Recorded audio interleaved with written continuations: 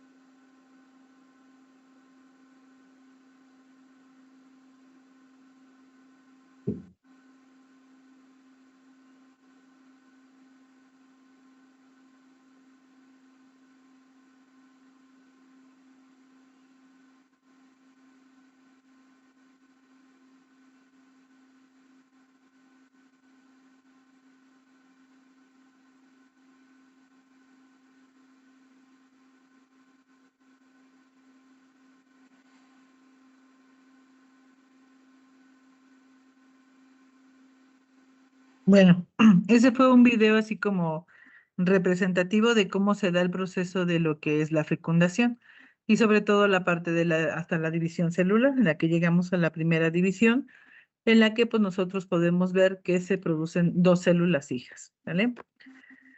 Entonces, el proceso de la fecundación implica varios pasos. El primero es pues la interacción de lo que viene siendo el espermatozoide con lo que es la zona pelúcida.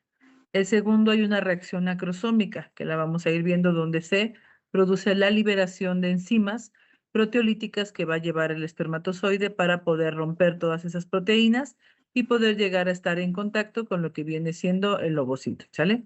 Entonces, el tercer paso, pues, es unirse o fusionar las membranas dentro de lo que es el ovocito con lo que viene siendo el espermatozoide.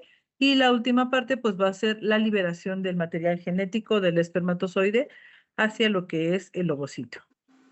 Entonces, la fecundación es un proceso por el cual se van a unir dos gametos sexuales, tanto el masculino como lo que es el femenino, para que se pueda complementar lo que es la parte de los genomas y se pueda llevar a cabo nuevamente la activación de lo que es la reproducción celular y se produzca la división celular y nos den, pues, ahora sí que origen hacia una nueva vida o un nuevo ser. Entonces, el proceso de la fecundación, pues vamos a tener, que es la unión, ajá, que se va a producir aproximadamente en los días fértiles, que es en el día en el que se produjo como tal la liberación de nuestro ovocito, que es aproximadamente en el día 14, y que el ovocito pues va a través de lo que es la trompa de falopio, que normalmente se da la fecundación principalmente a nivel de la ampolla, ¿sale? Entonces, todo lo que son los espermatozoides van a pasar a migrar hacia lo que es ese sitio para poder alcanzar lo que viene siendo el ovocito. Entonces, como ya vimos en el video, los espermatozoides tienen que pasar por un proceso de capacitación, así se llama. Dentro de lo que es el líquido seminal, lo que viene siendo el semen, ahí nosotros vamos a encontrar ciertas sustancias que le van a producir la capacitación. Uno de ellos es que va a estar rico en fructosa. La fructosa va a ser su principal, ¿cómo se dice? Sustrato para la obtención de energía. Entonces, los espermatozoides, una vez que salen en el proceso de la eyaculación, pues se van a quedar en lo que viene siendo la parte vaginal. Ahí en el tejido vaginal van a estar unas cuantas horas, aproximadamente se llevan entre 4 a 6 horas, en lo que se van a generar un proceso de capacitación. Entonces, ¿qué es lo que pasa? Pues van a empezar a movilizar lo que es, de acuerdo ahora sí que a los niveles de fructosa que van a estar adquiriendo para llevar a cabo su proceso energético. El movimiento de la cola va a empezar a ser, como lo vimos en el video, como más amplio y más fuerte. En ese momento en el que se empieza a producir un movimiento oscilatorio más amplio es cuando los espermatozoides se van a desplazar de manera rápida. Muchos espermatozoides van a quedar atrapados en las paredes vaginales. Sobre todo, pues van a ser atacados por células también del sistema inmune de la mujer, porque pues últimamente ese es un cuerpo extraño, ¿no? Entonces, algunos de ellos van a quedar atrapados ahí, van a quedar atrapados entre la mucosa, no se van a poder desplazar y solamente los que están, pues, ¿cómo decirlo? Los más fuertes y resistentes son los que van a avanzar. Entonces, ¿qué es lo que pasa? Ese es un proceso de selección natural. En una eyaculación, pues vamos a tener ahí salida de múltiples espermatozoides. Unos pueden ser inmaduros, otros pueden llegar a tener dos cabezas o espermatozoides mutantes con anomalías, etcétera. Entonces, ese proceso de selección natural en el que se tienen que quedar ahí un tiempo en lo que se da el proceso de la capacitación, pues nos va a permitir que los espermatozoides mejores sean los que avancen. Entonces, eso nos garantiza hasta cierto punto que los mejores espermatozoides sean los que lleguen hasta el ovocito. Entonces, es un proceso de selección natural que se produce. Los otros que están pues con alguna anomalía o que no alcanzan a llegar hasta allá, pues se van a quedar atrapados. Entonces van a ser también destruidos por parte del sistema inmunológico de la mujer. En algunas ocasiones hay algunas alteraciones de infertilidad, pero no es porque esté mal, pues, tanto los espermatozoides como el óvulo de la mujer, sino simplemente se ha visto que puede llegar a generar anticuerpos en contra de esos espermatozoides en la mujer.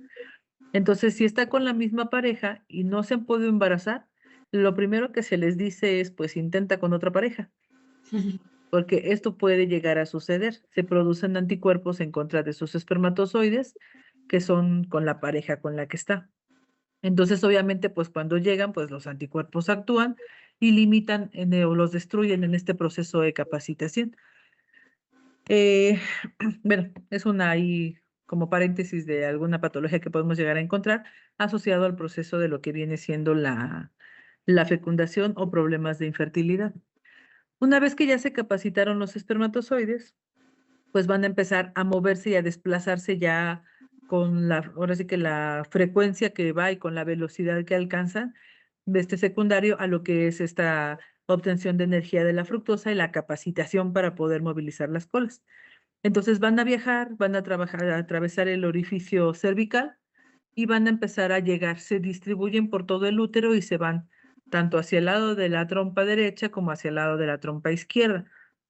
Y de esa manera, pues ahora sí que van a buscar el ovocito, ya sea que haya sido liberado por el ovario izquierdo o el ovario derecho, porque en el proceso de la ovulación también se ha encontrado que está relacionado en el que un día un periodo lo hace un ovario y el siguiente periodo lo hace el siguiente.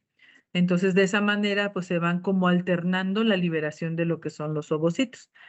Entonces, pues ya viajan hasta allá con el proceso de la capacitación y pues van a llegar a encontrarse lo que viene siendo los espermatozoides con el óvulo.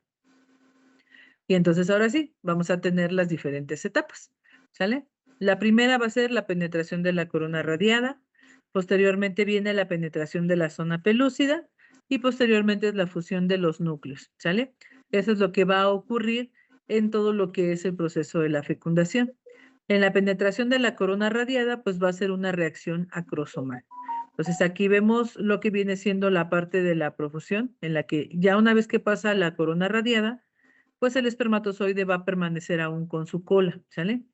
Pero una vez que entra en contacto con la zona pelúcida, la cola se desprende, como está aquí en el esquema. La colita se desprende y solamente queda la pura cabeza de lo que viene siendo el espermatozoide, que es la que va a entrar en contacto con la zona pelúcida y es la que se va a fusionar con la membrana del ovocito para permitir la liberación del material genético que va en su interior. Entonces, en este caso, la penetración de la corona radiada, eso se conoce como reacción acrosómica. Entonces, aquí tenemos esta parte donde llega lo que es el espermatozoide, inicia o se pone en contacto con la corona radiada de nuestro ovocito que va ahí. Y en este lugar hay una serie de secuencias que se dan en reconocimiento. La naturaleza es muy sabia y este tipo de reconocimientos de estos receptores que se llaman ZP3 es lo que impide la mezcla de lo que son las especies. Por ejemplo, no es lo mismo que yo tenga un óvulo humano que solamente va a tener esta reacción acrosómica con un espermatozoide humano, ¿sale? Porque lleva como una clave, un receptor, por así decirlo. Este receptor se llama ZP3. A ver, no está por aquí. Ajá, aquí está. Se llama ZP3 y es el que permite la interacción del espermatozoide con el óvulo. Ahorita, como ya se ve tanta cosa que a veces hay personas que incluso tienen sexo con los animales, pues esta parte de esta reacción impide que se lleve a cabo un reconocimiento de espermatozoides de una especie con la otra, ¿sale? Entonces, esto es como una llave de seguridad en la naturaleza para evitar ese tipo de mezclas de especies.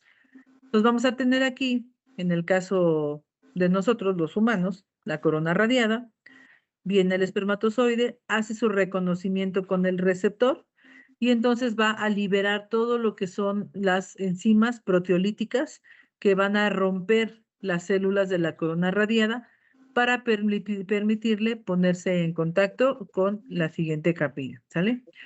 Entonces, una vez que llega hacia la zona pelúcida, este receptor ZP3 permite que se pueda llevar a cabo esta unión, ¿sale? Está la reacción acrosómica, llega a la zona pelúcida y en la zona pelúcida se va a producir como tal el reconocimiento de este espermatozoide para que pueda existir la fusión de las membranas. Entonces aquí se produce ya la liberación, se fusionan las membranas de lo que son el espermatozoide junto con lo que es el ovocito. Entonces, en la penetración de la zona pelúcida es lo que ocasiona, ¿sale?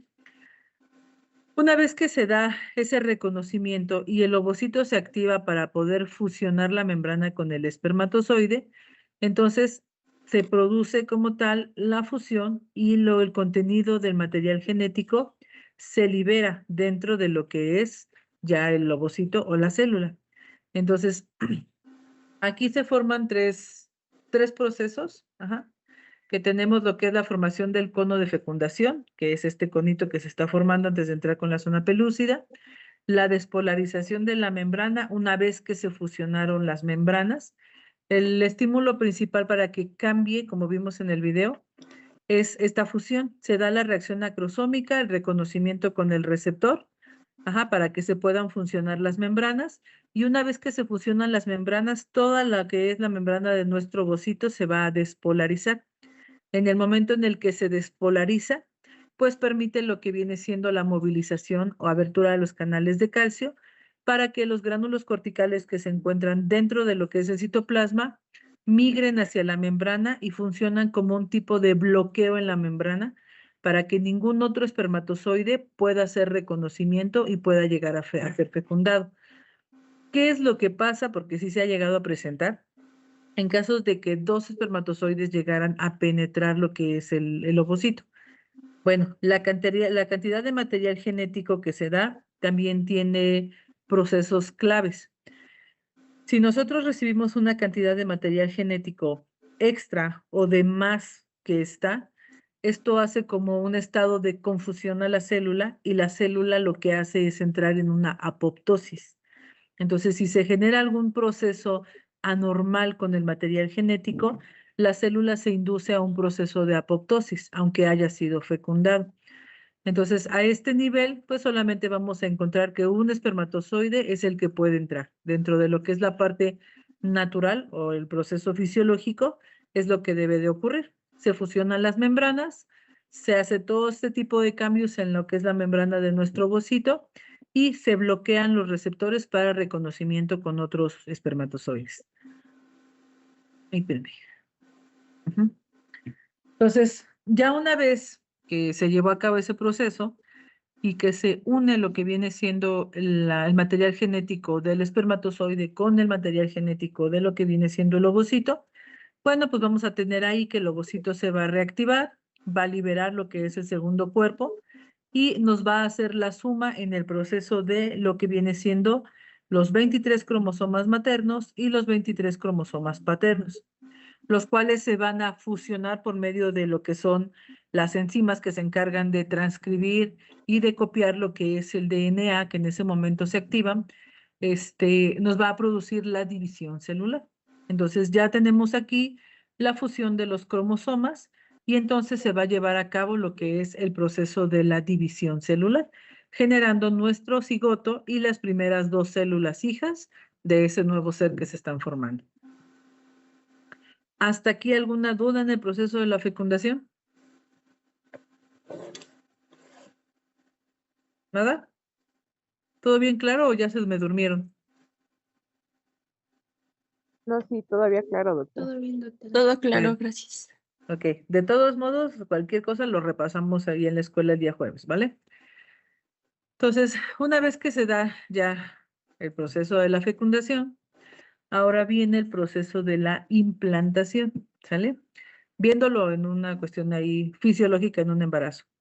Aquí lo que les mencionaba, tenemos lo que es el ciclo ovárico, bueno, el ovario, su folículo de Graf se libera, es fecundado, lo que viene siendo la parte de la ampolla. Puede ser en cualquier parte de la trompa, pero casi siempre se da a nivel de la ampolla, sobre todo si es en los días fértiles. Entonces empieza la división celular, sale el replicamiento del DNA y empieza lo que viene siendo el cigoto, que se empieza a multiplicar y conforme va avanzando, pues se va transformando en nuestro blastocisto, ¿sale? Entonces aquí vemos del proceso de la fecundación, cómo va transcribiendo y en el transcurso de 3 días es cuando entra en contacto con lo que viene siendo la parte del endometrio. Entonces, la implantación no es otra cosa más que el proceso de fijación de este blastocisto hacia lo que son las paredes uterinas o la introducción de este dentro de lo que es el miometrio, ¿sale? Para llevar a cabo como tal el embarazo. Entonces, todo esto ocurre después, en el transcurso de aproximadamente 3 días después de la fecundación. Por eso es importante, aquí haciendo el plus, los métodos anticonceptivos. La pastilla que te dan de emergencia. La pastilla que te da de emergencia, por eso es, por ejemplo, el día que tuviste relaciones, te la tienes que tomar, ajá, para que modifique todas estas condiciones a nivel del útero. Todas estas condiciones se van a ver modificadas por ese medicamento, entonces se van a atrofiar, van a empezar a producir malas condiciones para la implantación. Si tú, por ejemplo, vamos a suponer que tuvieron relaciones hoy, porque muchas veces hacen, ay, es que me dijeron que hasta los 3 días me la tengo que tomar. Te lo tomas a los 3 días, ajá, este blastocito ya va dispuesto a implantarse. Y tú te lo tomas ese día, ya no te va a dar tiempo de modificar nada en el nivel del endometrio. Entonces, se va a llevar a cabo la implantación y se va a llevar a cabo el embarazo, porque ya después la progesterona que se va a estar produciendo, pues le va a ganar a tu medicamento que te tomaste. Entonces, por eso es muy importante siempre hacer hincapié, el día que tuviste relaciones y no quieres salir embarazada, tómate la pastilla, ¿sale? Porque a veces te dicen, ay, tienes máximo 3 días. Pues sí, tienes máximo 3 días, pero si te lo tomas después, obviamente la eficacia disminuye. Entonces, eso también es importante que le expliquen a sus pacientes por este proceso fisiológico que se lleva. Entonces, tarda 3 días en llegar de la trompa hasta lo que es el endometrio. Ujú. Entonces, aquí, bueno, haciendo ahí un paréntesis para aclarar lo del proceso de la pastilla de emergencia. Entonces, vamos a ver, ¿qué pasa inmediatamente después de la fecundación? Pues tenemos lo que es el proceso de la fecundación. Ujú. Aquí está marcado desde el día 1, que es el día en el que se produce la ovulación, el día 2 en el que va avanzando y los 3 días que se lleva a cabo lo que es el movimiento del ovocito a través de lo que viene siendo la trompa. Entonces, en el día 5 a 6, el blastocisto se va a empezar a adherir a lo que es el epitelio endometrial, ajá, como le vimos acá en el dibujito. Ajá, de este lado va a empezar a rodar y va a empezar a adherirse. También aquí tiene que hacer un mecanismo de reconocimiento por células que van a producir esa adherencia. Ajá. Sin embargo, el blastocisto pues va a continuar lo que es su proceso de división. Para el día 7, nuestro blastocisto, vamos a encontrar ahí que las células del trofoblasto pues ya las vamos a tener diferenciadas en 2 capas, que son el sincitio trofoblasto y el citotrofoblasto, que son las que se van a encargar de llevar a cabo la invasión hacia lo que es el endometrio.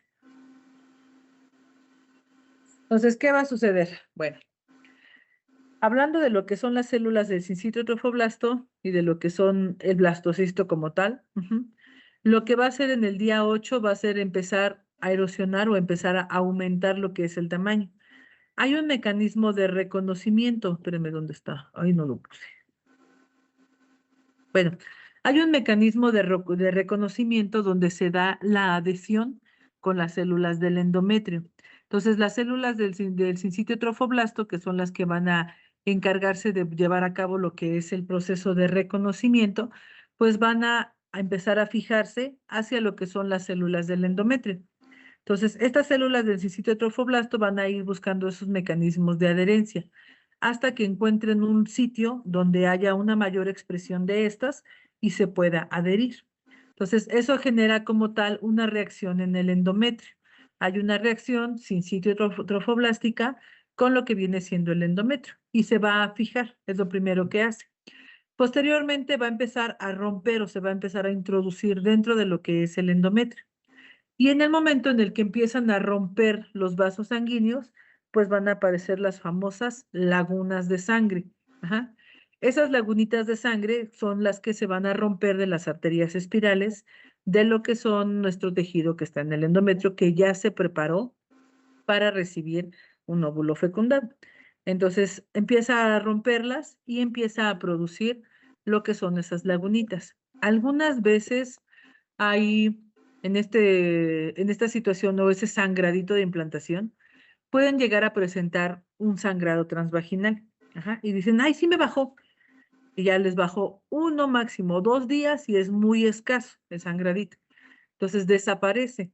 Y a veces eso se confunde con que es que sí me bajó mi regla. Hay que preguntar, bueno, ¿cómo fue? ¿Duró 1 o 2 días? No, pues que sí.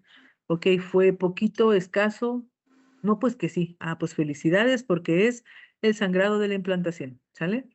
Entonces, eso muchas veces se puede confundir y decir, no, no puedo estar embarazada porque sí me bajó. No es un periodo menstrual. Entonces, también es importante hacer hincapié en nuestra historia clínica sobre este tipo de situaciones, ¿vale? Entonces, ya una vez que se da lo del proceso del sangradito, bueno, tenemos ahí que lo que es nuestro blastocisto, pues se va a empezar a meter, ajá, se va a empezar a meter poco a poco dentro de lo que es el endometrio. Entonces, en el día 10, este blastocisto se empieza a incorporar, ¿sale?